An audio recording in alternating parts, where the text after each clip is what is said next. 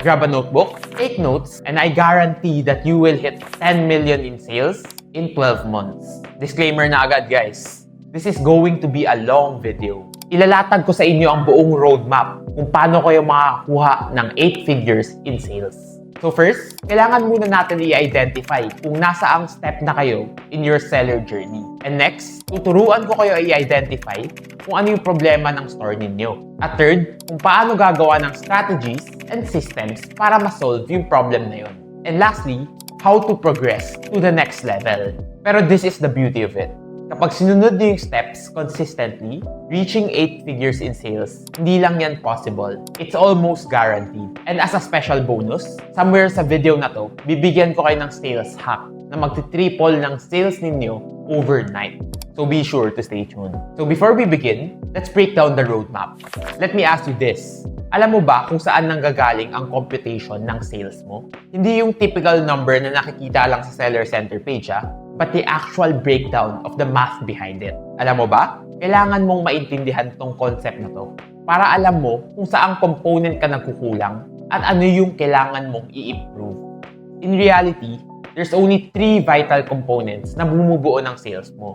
Number 1, page views. Ito yung indicator kung gaano karaming tao ang pumapasok at nakakakita sa store mo. Number 2, conversion rate. Ito naman yung data kung gaano karami sa mga customers mo ang nag-checkout. And pangatlo, average order value. Kung magkano ang average na ginagastos ng customer mo. Kapag naintindihan mo tong tatlong components, mas malalaman mo kung saang aspect ka nagkukulang at ano yung kailangan mong ayusin sa store mo. Yung monthly sales mo, binubuo yan ng tatlong components na sinabi ko sa'yo. And the calculation, sobrang simple lang. Page views times conversion rate times average order value. Sige, gumamit tayo ng actual example para mas maintindihan mo palalo. Sabihin natin na on a monthly basis, meron kang 100,000 na average visitors. Tapos yung conversion rate mo, 2%. Tapos yung average order value mo, nasa 500 pesos. Ganito ang computation yan. 100,000 visitors times 0.02 conversion rate times 500 average order value equals 1 million. That's your sales. Now, bakit importante ba na maintindihan mo to? Because dito mo makikita kung ano ba yung fundamental problem ng store mo. I know, sobrang daming information. Pero don't worry, I'll break it down as clear as possible para mabilis mo siyang masundan. So now, let's look at our practice scenario. 100,000 visitors. Ang dami na nun. Yung AOV mo na 500, mataas na rin yan. So saan sa tingin nyo ang problema? Obviously, nandun sa conversion rate mo na 2. Now, let's assume na gagawin mo ang lahat ng tinuro ko na strategy at tumaas ang conversion rate mo from 2 to 4. Computein natin ulit. 100,000 times 0.04 times 500. Ang total, 2 million. Just like that, yung sales mo na 1 million, na double, naging 2 million. And that is the reason why kung bakit ko tinuturo sa inyo ito. Because identifying kung saan nagkukulang ang store mo can help you 2 times, 3 times, even 5 times your current sales. Walang magic, walang daya, it's just knowing your numbers, math, and a lot of hard work. Now, let's take it a step further.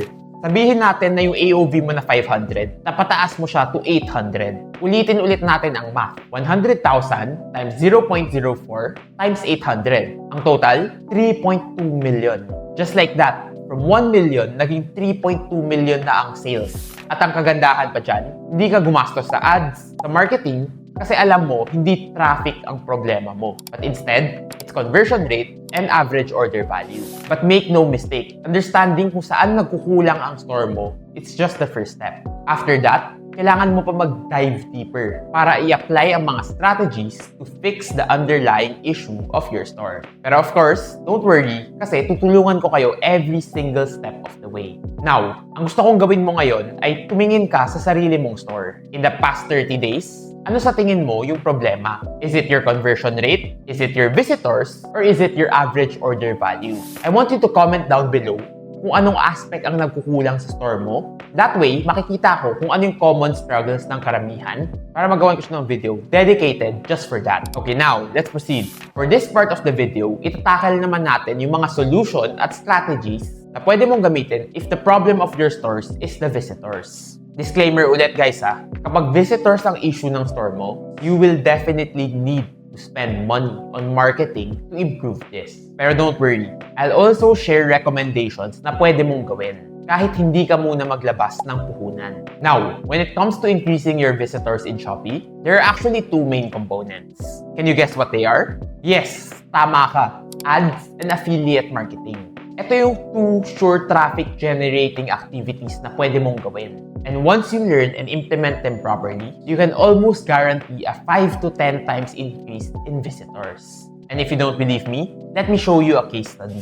May isang store kaming hinandle nung April. Yung store nila, literal na bago pa lang. Sobrang konti ng product clicks, sobrang konti ng sales. Pero alam namin na may proven product yung store since malaki na yung benta nila sa TikTok.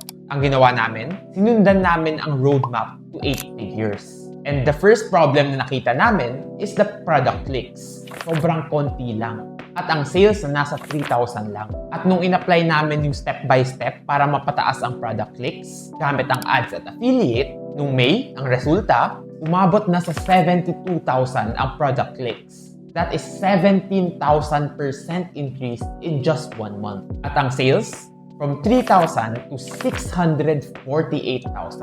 That is a 20,000% increase in sales. Now, tingnan mo ang insights. What do you think is the next thing na we can improve? Tama, conversion rate. Kasi ang baba ng 0.32 na conversion rate. So, nung June, that is what we focused on. So, yung conversion rate na 0.32, in-increase namin siya to 0.58.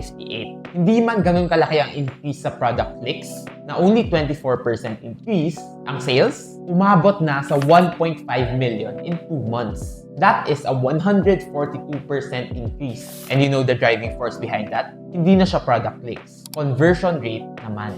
And fast forward naman tayo sa current. I-improve ulit namin ang conversion rate at ang product clicks at sinabayan pa namin ang improvement sa AOV. And the result? Last August, ang sales niya umabot ng 3.5 million. All in the span of 4 months. From 0 to 3.5 million. Is that magic? Hindi. It's knowing the problem of the stores and taking active steps on improving it. There you have it. A case study showing you na it's possible. So now, let's break down kung paano ba namin napataas muna ang product clicks. And it starts with ads. Maraming tao ang iniisip na once they start using ads, automatic na dadami na ang sales nila. But that is the wrong way to look at it. Kung ganyan ang mindset mo, it will almost guarantee na malulugi ka. Kasi when it comes to ads, ang binabayaran mo ay hindi sales directly, kundi traffic and page clicks. You're paying the algorithm to bring people to your store and products. That's it. Pero tandaan nyo to guys, converting the traffic into buyers is not the job of the ads. It's the job of your product, offer, and price. So kung nag-run ka na ng ads, napapansin mo na mababa pa rin ang sales pero mataas na ang product clicks, tapos malaki na yung ginastos mo, don't panic.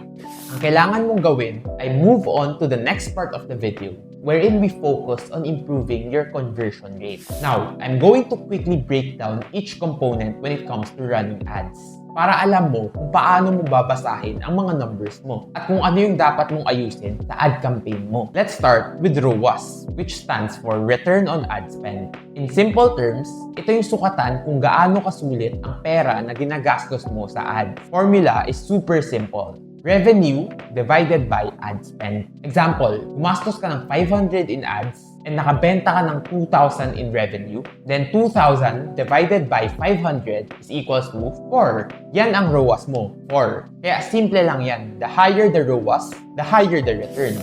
Now, if you are already running ads, I want you to take a look at the ROAS of your store in the past 30 days and check kung ilan ito.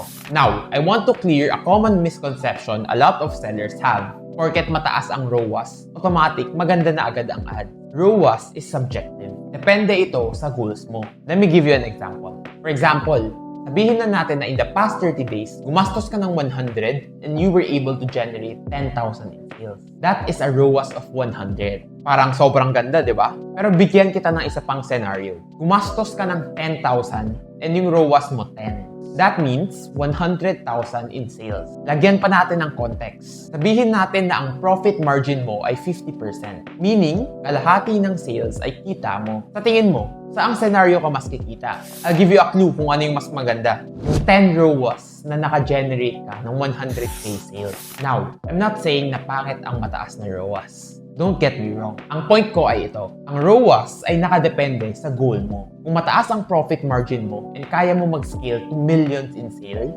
then kahit mababa ang ROAS, it can still be okay. It's even ideal as long as alam mo ang margins mo at ang break-even ROAS mo. Pero kung mababa yung margins mo, syempre, kailangan mo ng mataas na ROAS. So bottom line is, kailangan mo malaman ang break-even ROAS mo and make your ads decision based on that number. And if gusto mo pang mas maintindihan ang ROAS at kung paano hahanapin ang break-even ROAS ng store mo at yung mga common mistakes na dapat iwasan when running ads, i-check mo lang yung channel ko kung saan tinatackle ko ang Shopee ads. Pwede mo yun panoorin right after you watch this video. Next, ang susunod na concept naman na kailangan mong maintindihan ay ang CTR or click-through rate. Ito ang sukatan kung effective ba ang creatives mo and your ads para ma-attract ang mga customers. Ang formula nito, clicks divided by impressions times 100. Halimbawa, kung may 100 na tao na nakakita ng ads mo at 5 lang yung nag-click, ang CTR mo ay 5%. Kung mababa yung CTR mo, it means na hindi click-worthy ang ads mo. Maaaring boring ang picture, or wala kang hook, or hindi compelling ang price mo. Sa ganitong sitwasyon, kailangan mo mag-reflect at tanungin ang sarili mo kung mas maganda ba ang presyo, graphics, or offer ng mga competitors mo compared sa'yo. This is a good general rule. Kapag below 2% ang CTR, kailangan mo pa talagang i-improve ang creatives mo. Kung nasa 2 to 6% ka naman, okay at maganda na siya with a little bit of minor improvement. Pero kapag above 6% ka, ibig sabihin, sobrang ganda ng creative mo at ang successful ng ads mo. Next naman ay ang conversion rate ng ads or CVR. Ito yung nagsusukat na from the people na nag-click ng ads mo, ilan ang bumili. Ang formula dito, conversions divided by the number of clicks times 100. Halimbawa, kung 10 tao ang nag-click ng ads mo at 2 lang yung bumili, ang conversion rate mo ay 20%. Kapag mababa yung CVR mo, ibig sabihin maraming interesadong tao pero hindi mo sila na-convince bumili. Madalas, ang problema dito ay nasa offer. At kung ito yung scenario ng store mo, tuturuan kita later on how you can fix it. At kung gusto mo pa ng mas in-depth na strategy to improve your conversion rate, meron akong isa pang video sa channel ko. So be sure to check that out also. Lastly, we have CPC or cost per conversion. Ito yung direct evaluation kung gaano ka-successful ang kada ads na nirerun mo. Hindi ko na to i-explain in full detail, pero mache-check mo to madali lang. Mag-scroll ka lang sa right side ng ads dashboard mo at makikita mo na agad ito. I'll also pop up a picture para mas klaro. CPC is very important kasi it breaks down kung magkano ang ginagastos mo per conversion. For example, kung ang profit mo sa isang item ay 20 pesos, pero ang CPC mo ay 25 pesos, then kahit 1,000 pa ang ROAS niyan, alam mo na agad na hindi maganda ang ads. Kaya use this metric to evaluate each ads na ginawa mo and decide kung worth it pa ba siyang i-continue. Or baka kailangan mo na siyang i-adjust or i-terminate. Lahat ng metrics na to, yan ang mga weapons mo na makakatulong sa'yo sa battlefield ng ads. Anyways, I'm not gonna talk too much more about ads kasi hindi to ads video. Pero we also have a separate ads video na you can check out if you want to know more. Now, let's move on to affiliate marketing. This is another sure way to increase the product clicks in your store. But first, let me ask you this. Bakit kulang ang traffic sa store mo? Alam mo na siguro ang sagot. It's because you're not doing enough content and marketing. Ganun lang kasimple. Pero here's the problem. Pero hindi lahat may oras at skills para gumawa ng content araw-araw. That's where LCAM or low-cost affiliate marketing method comes in. Hindi mo na kailangan maging content creator ng ikaw lang. Kasi affiliates will do it for you. Imagine this. Instead of ikaw lang yung gumagawa ng marketing, you now have hundreds and even thousands of affiliates na gumagawa ng videos, reviews, at mga unboxing para sa store at products mo. It becomes an endless content machine that grows bigger and bigger every single day. Ang resulta, you'll have an army of people creating awareness, traffic, and sales for your store. All at a fraction of a cost compared to running ads 24/7. That's why Elcam is one of the most underrated but powerful strategy today. Now, it's time for me to teach you how to set up Elcam properly and how to roll it out step by step. Klaro ko lang, this is not a one-move approach. And let me be honest with you, 95% of sellers make this mistake. Akala nila, when it comes to affiliate marketing, nasa open campaign lang. Kaya yun lang ang ginagawa nila. Tapos umaasa sila na sobrang daming affiliates na papasok sa kanila. Be honest, yan din ba yung ginagawa mo? Kasi kung oo, you are leaving so much money on the table. Yes, dapat naka-open lagi ang open campaign mo. But if you really want results, you need to take it a step further by creating target campaigns. Here's how it works. Instead of nag-aantay ka ng mga random affiliate, ikaw mismo ang maghahanap at mag-i-invite ng targeted affiliates. Sila yung mga tao na perfect match kasi yung audience nila ay mga customers na hinahanap mo. For example, kung nagbebenta ka ng pet product, sino yung mga dapat mong hanapin at i-invite? Siyempre, yung mga affiliates na gumagawa ng pet contents with audience who are also pet lovers and pet owners. Kasi sila yung mga tao na pinakamalaki ang chance na mag-convert into sales. Now, let me show you a quick demo on how you can invite targeted affiliates. So first, pumunta ka sa affiliate campaign page at pindutin mo ang target affiliates. From here, you can create a filter kung anong niche ang gusto mo, the number of followers, the number of GMV, at marami pang iba. Ang kailangan mong gawin ay i-filter mo sila isa-isa from high followers to low followers, from high GMV to low GMV. And here is the key. Hindi pwedeng isang target campaign lang. You need to invite 20 target campaigns or even more. That way, marami kang mai-invite na affiliates to promote your store. And here, I want to give you the golden rule when it comes to affiliate. It's a numbers game. Hindi pwedeng mag-i-invite ka lang ng 5 or 10. Tapos okay na. You need to be inviting thousands and thousands of affiliate every single month. Kasi the more people you invite, the more chances na may mag-accept. Mag-create ng content, mag-market ng products mo, and ultimately, magpadami ng visitors at product clicks mo. And here is the best part. All it takes is one trending content from the right affiliate, and boom! 10 times agad ang sales mo. And honestly, that's one of the best feelings as a seller. And paggising mo, yung 10,000 sales mo, naging 100K overnight. This exact thing happened to one of our clients. Hindi siya sobrang laki nung una. Pero nung nag-viral yung content ng isang affiliates nila, kinabukasan, 6 figures agad yung benta. And that is the power of Elcam. Now, I want to show you another case study of the Elcam strategy in action para mas ma-appreciate nyo kung gaano ba talaga kalakas ang mga strategy na sinashare ko sa inyo. Meron kami isang store na nasa carpet niche. Nung una, sa ads lang sila nakadepende. Pero yung problema nila, sobrang laki ng ad spend at ang liit ng balik. Yung sales nila, hindi na nag-grow. So, gumamit kami ng Elcam. Ang ginawa namin, sobrang simple lang. Gumawa kami ng open campaign at nag-invite kami ng libo-libong affiliate na targeted. Naghanap lang kami ng mga micro-influencers and Shopee affiliate sa niche nila at kinausap namin. As a result, in just 15 days, affiliates alone were able to generate 1.8 million in sales. Now, para makita nyo kung gaano kalakas to, before namin ginawa ang Elcam strategy, 1.8 million lang ang overall sales nila. After that, 1.8 in 15 days from affiliate alone. So ano ang ibig sabihin nito? Dating 1 month sale, naging 2 weeks na lang. And when we project this growth on a monthly basis, ito na ang numbers nila ngayon. This is the real power of Elcam. Once you build that content army of affiliates, sales start compounding faster than you expect. Hindi lang siya dagdag page clicks. It becomes a full-grown growth engine for your store. Now, if you want to know more on how to set up your own affiliate machine, step by step, the common mistakes you need to avoid, and more in-depth strategies to fast-track your approach, make sure na i-check out niyo yung video na yun. Kasi I promise you, it's a game changer.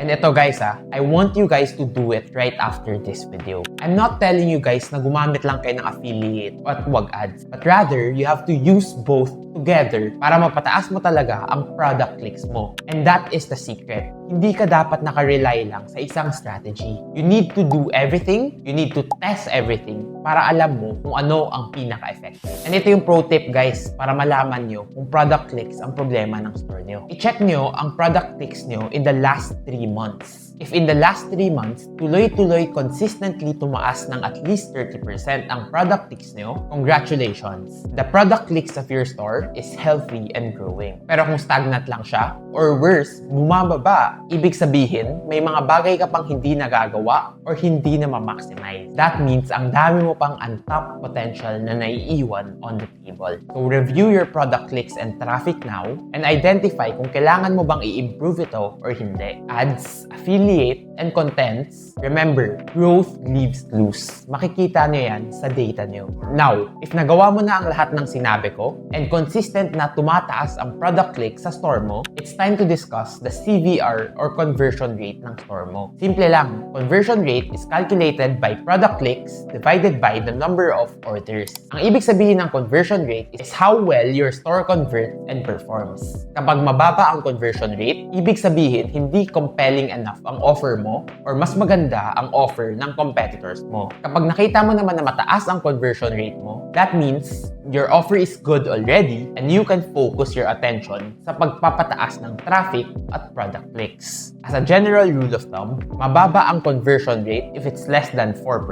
Ibig sabihin, marami ka pang pwede i-improve. Ang 4% to 8% naman ay good and healthy. Meaning, minimal na lang ang adjustments na kailangan mong gawin. And anything above 8% is sobrang ganda na. Dito, dapat binobombahan mo na ng strategies on how to improve product clicks. Pero take note guys ha, this is just a general guideline. Kasi minsan, conversion rate ay depende pa rin yan sa niche mo. Halimbawa, sa RTW niche, natural na mas mababa ang conversion rate kasi specific size lang ang hinahanap ng customers. Kahit gusto nila bumili, sometimes hindi sila nakakabili dahil wala yung size na hinahanap nila. Kaya lagi mo dapat i-contextualize ang conversion rate mo sa industry conversion rate. Now, I want you to take a look sa conversion rate mo in the past month and take a moment to reflect. Sa tingin mo, maganda ba ang conversion rate ng store mo? If not, don't worry. Kasi dito, itatackle natin ang step-by-step on how to improve your conversion rate. When your conversion rate is below average, and most often times, ito talaga yung reason, is dahil sa presyo mo. Ibig sabihin, baka masyadong mataas ang presyo ng products mo at hindi kaya i-justify ng branding mo at ng creatives mo ang value. Kung ganon, I highly suggest na i-visit mo ulit ang margins mo at kung kaya, mag-offer ka ng kahit 4 to 5% discount. Just by doing this, makikita mo na agad na you can improve your conversion rate and increase your sales. I also highly recommend na gumawa ka ng competitors analysis. I-check mo, kamusta ba yung presyo mo relative to your competitors? And make adjustment based on that. Here's the thing guys this next part is the pro tip na minention ko earlier in the video. And it's the most powerful secret ngayon sa industry. Kaya kung umabot ka sa part ng video na to, I want you to comment lamang ang may alam. The secret that I'm talking about is best prices in Shopee. Itong campaign na to is a voucher campaign na sponsored directly by Shopee. Which means, wala kang kailangan ilabas na pera, pero makakakuha ng malaking vouchers ang customers mo. Actually, it's quite funny kasi nakikita ko sobrang daming sellers nagtatanong saan ba napupunta yung fees, yung mga commission rate. And honestly, dito siya napupunta. So kung hindi mo siya ginagamit, sobrang sayang. So ano nga ba yung best prices in Shopee? It's a campaign kung saan nagbibid ka ng presyo and the reward is a voucher sponsored by Shopee. At first, alam ko parang nakakatakot kasi kailangan ng malaking discount tapos bidding pa. Pero in reality, kadalasan 1 or 2 pesos discount lang sapat na para manalo ka. May times na kailangan ng mas malaki, 50 to 100 pesos discount, kaya piliin mo ng mabuti kung anong items ang isasali mo. Ang kapalit, Shopee sponsors 40 pesos up to 500 pesos pa nga minsan worth of vouchers na 100% sila ang nagbabayad. Nung una ko tong na-discover a few months ago, sobrang nagulat ako. Kasi yung product ko, 200 pesos. Pinalitan ko lang yung price to 199. Tapos yung Shopee, nagbigay ng 70 pesos worth of voucher. Kaya sa perception ng customers, yung 200 pesos ko na item, 129 na lang. Alam mo ba kung ilang percent off yun? That's almost 30% off. Ang resulta, bumuhos ang orders. That's why if you haven't tried using best prices in Shopee, I strongly suggest you do. Truly one of the ways na ma-increase ang sales mo and ma-maximize ang fees na binabayad mo sa Shopee. And kung isa lang ang mati-take away mo sa video na to, let it be this one. Gumamit ka ng best prices in Shopee habang wala pang ganun kadami na gumagamit. Kasi truly, it's a game changer talaga. Now, let's go back to CVR, conversion rate. Another thing you need to consider is the type of product that you are selling. Is it part of a niche category? Or are you in an overcrowded industry? This matters kasi if you're in a niche industry, kadalasan hindi yan labanan ng presyo. Kasi super konti lang ng competitors sa industry mo. At ang advantage mo, you are one of the few sellers available. On the other hand, kapag nasa overcrowded ka na market, the competition is often tough na nagiging price war siya. And if you can't keep up, you lose to other sellers. Beyond this, kailangan mo rin i-identify and reflect kung anong klaseng seller ka. Are you a volume seller or are you building a brand? Kasi kung may magandang branding ka, you don't need to follow price wars. Since customers are already buying because of your name and perceived value ng brand mo, which means that you can afford a slightly lower conversion rate. Kasi yung entire business model mo nakadepende sa maraming orders na pumapasok. And a low conversion rate means konti lang yung pumapasok na orders despite the big traffic coming in. Now, wag natin pag-usapan yung prices. Kasi alam ko, yan ang pinakaayaw ng karamihan. Let's move on naman to creatives. When I say creatives, I don't just mean product pictures, but the entire buying experience of the customer. Let me ask you this, may store banner ka ba? Consistent ba yung background ng mga products mo? These details matter much more than sellers think, and there's a science behind it. But of course, hindi ko na masyadong i-discuss sa video na to, kasi baka di na tayo matapos. If you want to dive deeper into that, may separate video ako on my channel. For now, I want to focus on the other type of creatives, which is videos.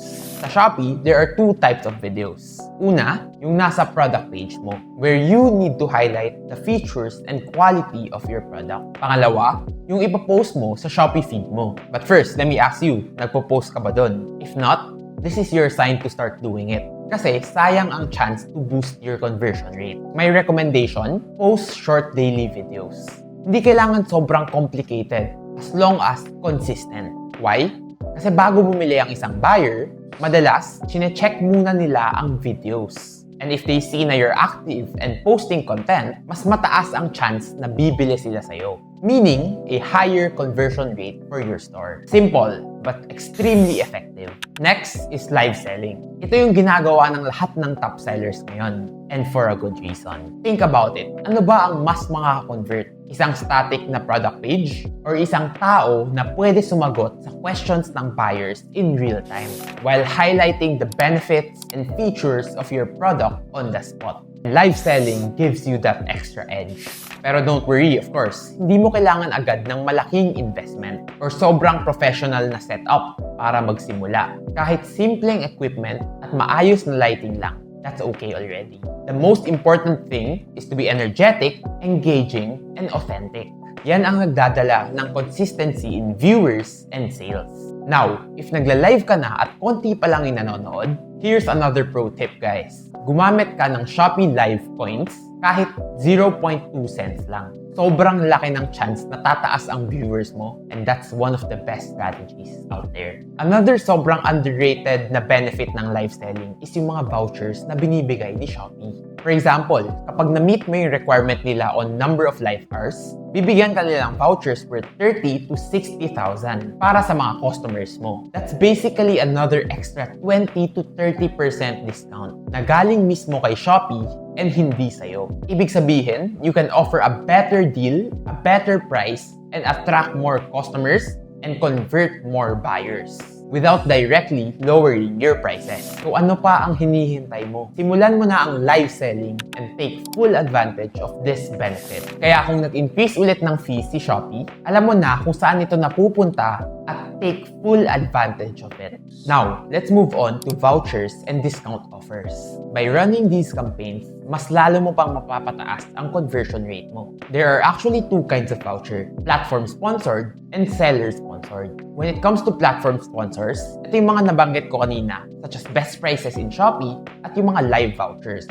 Pero when it comes to seller-sponsored vouchers, dito na papasok ang challenge. Kasi one of the common mistakes I see so many sellers make is nagbibigay sila ng vouchers without anything in return. Dito usually nagkakatalo ang mga ordinary sellers versus smart sellers. Pareho silang magbibigay ng 10% voucher. Pero yung smart seller, they'll make it in the form of a follower voucher. That way, kahit papano, may indirect return on investment siya, which is the followers gain. Another example is flash sales. Instead of magbibigay ka ng discount directly, gawin mo siya in the form of a flash sale. The big difference between the two is urgency. Kasi when you create it in the form of a flash sale, nagkakaroon ng urgency ang buyer knowing that the discount is only available for a limited time. Lalo na kung makikita nila yung banner ng flash sale or yung timer na tumatakbo, mas malaki ang chance na mag-check out agad sila instead of delaying their purchase. Now, that's all for the strategies I recommend. It's time for you to implement these to improve your conversion rate. Trust me, once you apply them and makita mong tumaas yung conversion rate mo, magugulat ka na lang, tumataas yung sales mo pero hindi tumataas ang expense mo. Kahit hindi dumami ang ad spend mo at mga product clicks mo, pwede dumami ang sales mo. Even double, even triple. And the best part, hindi lumalaki ang expense. Pero sobrang laki ng results and difference in sales. And that right there is the power of understanding your conversion rate and actually doing something about it. Now, let's move on to the last component na bumubuo sa sales mo, which is the AOV or the average order value or tinatawag ng iba na average order basket size. Simply put, ito yung average amount na ginagastos ng isang customer sa store mo. Naturally, the higher this is, the better. Pero let me ask you this. Ano ba yung ginagawa mo na strategy para mapataas ang AOV mo? If your answer is nothing, na kahit tumaas ang product clicks mo at nag-i-improve yung conversion rate mo, mababa pa rin ang total sales mo. But don't worry, aayusin din natin yan. The idea of AOV is very, very simple. Kailangan mo lang siyang consistently na pataasin ng pataasin. Kasi every peso na madadagdag mo, that's directly profit in your pocket. Kaya gusto ko tingnan mo muna ang current AOV ng store mo. Okay na, good. Kasi yan ang huling beses na makikita mo ang number na yan. Kasi with the strategies na ituturo ko sa'yo, siguradong tataas yan once you implement them properly.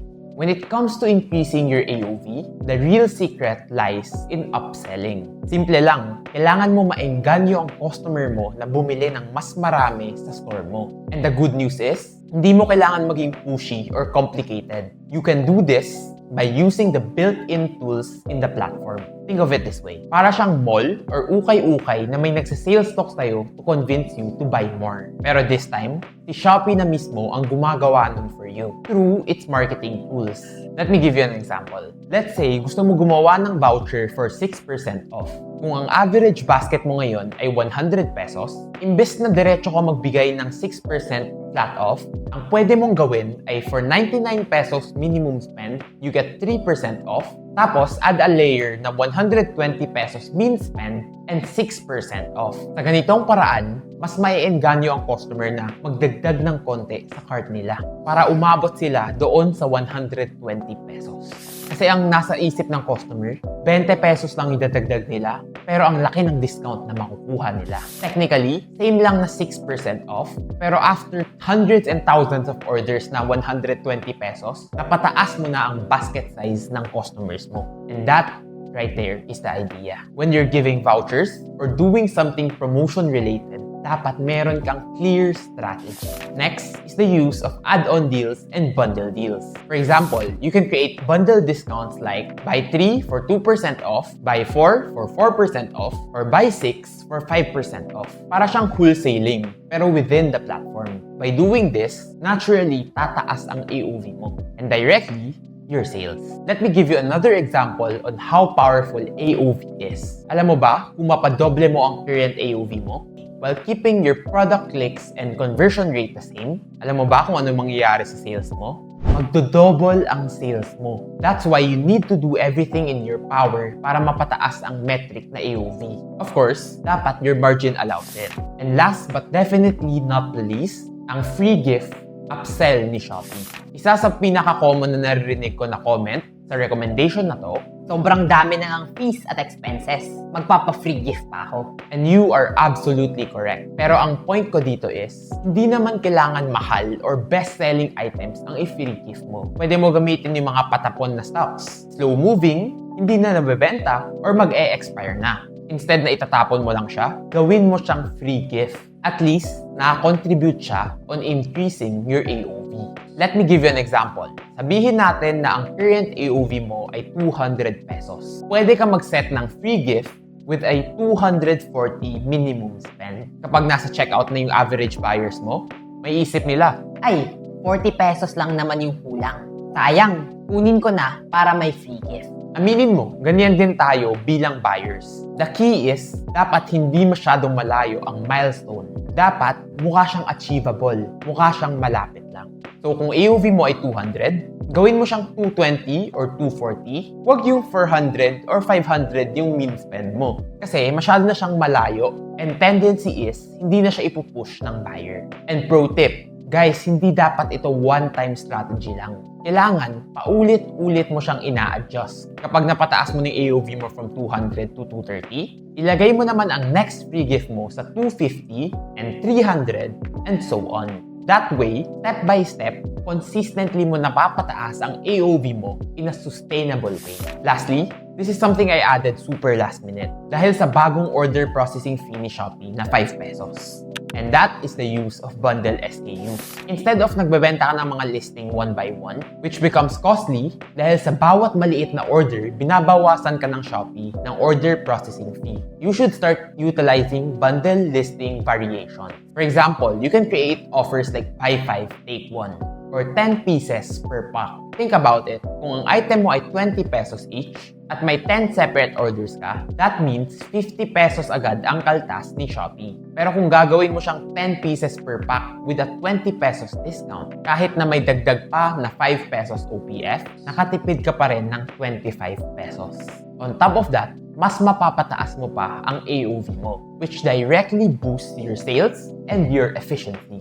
The bigger your bundles, the more cost-efficient and profitable your store becomes. Lastly, profitability. That's another thing you need to consider. Because at the end of the day, ito yung foundation that makes everything possible. If you guys want me to dive deeper into that topic, just comment down below and I'll create a separate video for it. Anyhow, that's it for the 3 components to increase your sales. And remember guys, hindi siya one-time thing. Increase your product clicks, increase your conversion rate, increase your AOV. At kung nagawa mo na yun, bumalik ka sa first step.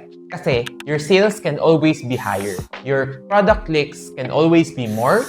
And your conversion rate and your AOV can always be improved. And most importantly, if you want more in-depth videos and guides, meron ako mga separate videos on each of the topic we discuss. So make sure i-check out nyo yun. And remember guys, when selling in e-commerce, 20% of the time lang dahil sa product mo ang success. The other 80%, it's about how fast you adapt to changes, how quickly you spot the problems, and how swiftly you implement the strategy. So that's it for today's video. I genuinely hope na sobrang dami niyong natutunan and i-apply niyo lahat ng yan sa store ninyo. Because I know in my heart that it will absolutely change the trajectory of your business. And if you stayed until this part, comment learnings to the max and my team will reach out to you for a free one-on-one consultation with me. And as always, keep learning and I'll see you in the next video.